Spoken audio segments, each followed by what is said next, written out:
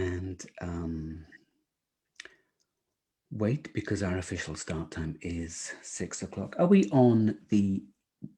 Okay, so we're streaming live on Facebook too. So welcome anybody that is by any chance watching on Facebook. I didn't I didn't let anybody know that we would be streaming just the first part of this, the initial introductory chat, before we move into any of the energy work. But it's nice to be back. I haven't done a teleconference for a month, I guess, and July was an intense month of dissolution in a sense, and certainly that first couple of weeks when I put everything down and went into a sort of retreat. There were times when it was really, just the dissolution was very, very intense, and I realized the real importance of giving space to allowing everything to let go, because so much of our identities, which aren't real, but we surround ourselves with these fixed states and beliefs that can become really quite solid. And it's really very useful then to have times in the year, I guess, or in the calendar, to give space to allow all of that to fall away. And so I was just talking with Alejandra beforehand, and acknowledging the importance of that, and how that will become a more regular thing. I've always done it in the past, I just haven't done it for a while. And so July has been an intense month of dissolution, and thank you very much for your emails and your lovely words of support. I've really appreciated that. August, it seems, and looking into the future, I think we're in for a really intense few months. And if you like your astrology, there's an astrologer that I like a lot called Pam Gregory, and I've put her latest reading for today's new moon, which will work with the energies of the new moon today. If I remember to bring that in, there's a lot of elements that want to come in, but it's part of the important energetic backdrop for what we're doing here today. And so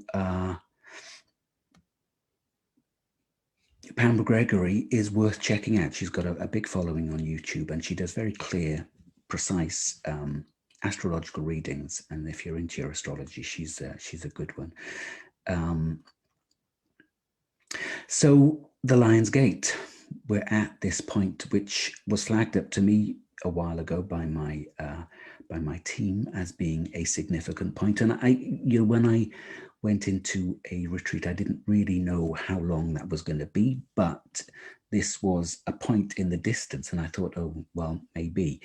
And as we got closer and closer, I realized that there was a lot of energy revolving around this. And then I started seeing what other people were writing and recognizing it as a real point of significance, another point of significance. And years ago, I was asked to run teleconferences, to offer teleconferences on the day of the Lion's Gate, whenever that was.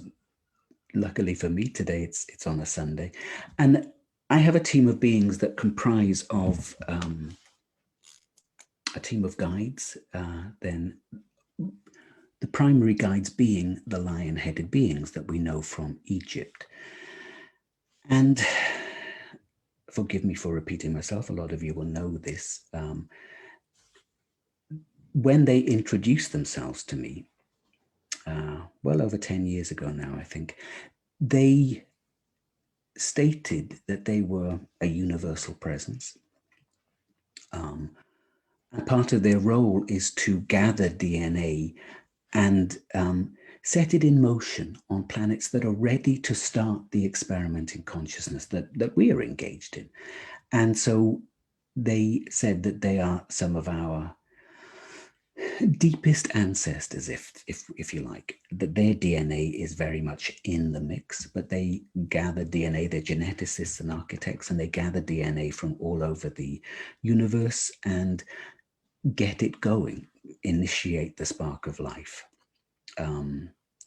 whenever they show up, and today is one of those days when they're very strongly present, I know there's going to be a profound genetic activation, because that's what they do. They're geneticists. So we'll work with that today. And of course, because this is very much about the energy of Sirius. And in ancient Egyptian times, Sirius was a really important star. And this time in the year heralded its heliacal rising, the time when it rose above the horizon again. And that always initiated the flooding of the Nile, which brought life back to the landscape. It was seen then as the Egyptian New Year, and it does, in a sense, start a period of new beginnings, I think. So we'll work with the initiatory portal that is the Lion's Gate in that way. Now, there are lots of very strong energies working with us, and those energies have really, really ramped up and become very intense over the past few days. So, as usual, we will set a field. And as we do this, the field that we set becomes a field of amplification, like a lens of amplification. It becomes a portal, but what I have seen is that there are portals opening up inside of us in a way that I haven't seen before. This time, it seems, it's almost as if there's a dimension of the planet opening up, unfolding, taking us deeper in, revealing more to us of our depths, our ancient history. So this is opening up at a planetary level, but also inside us. It also then brings, because whatever we do going deeper, sorry, I'm making some noise there. What is that? Whatever we do going deeper gives us a higher access to. So as we extend inwards, we expand outwards, and vice versa. It's always the same. So lots of different elements we're going to work with today, and I'm delighted that you're with me, that you're present. There are lots and lots of people doing this, and another important aspect is that we link with all of those across the planet now, millions and millions of people all around the world, engaged in the same sort of work, because this is how we create these strong fields of transformation that are so important and vital on the planet at this point in time. And I think as we move more into awareness of our creatorship, then that becomes more and more important. We won't be traveling perhaps in the same way, but we will be reaching out and connecting, recognizing our capacity to work through dimensions across time and space to impact various elements of life on this planet. And something that has been really up in my awareness, and certainly probably a lot of people's awareness lately, is weather. The weather of the planet, which has taken a step into a more destabilized state. It's like it suddenly moved into a much deeper, much more profoundly destabilized state.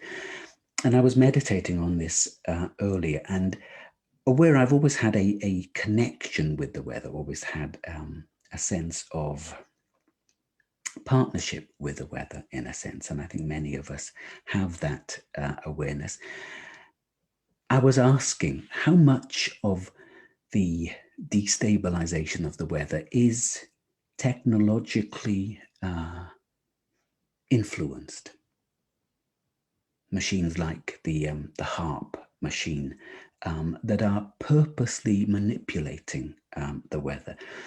And what I was told was that it's 40%. It's a level of 40% of the turbulence, the weather turbulence, the unstable weather patterns, and that's a lot. And I became aware of the potential to do some work, not me, but us as a group, with weather systems. So we'll look at that, not today, but that's something we will work with as we step into this realm of co-creatorship, of working to, working with the planet, with the elements, in order to create the life we want to experience.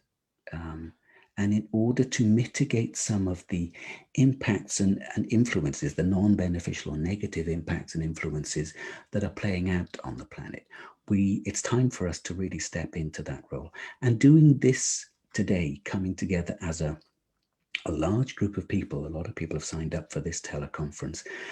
And as I say, a lot of people will be doing this all over the planet. Coming together in that way creates a field of coherence. We'll be working through the heart field. So that creates a beautiful, beautiful field of coherent, loving, creative energy that again can take the edge off a lot of the fear-driven agendas that are in play at the moment. So there's lots to play for today. So yeah, I'm really delighted that you're with me. So let's dive on in. Let's begin the energy work, and I will turn off my camera. Alejandra, if you can. Thank you, and bye-bye to everybody on Facebook.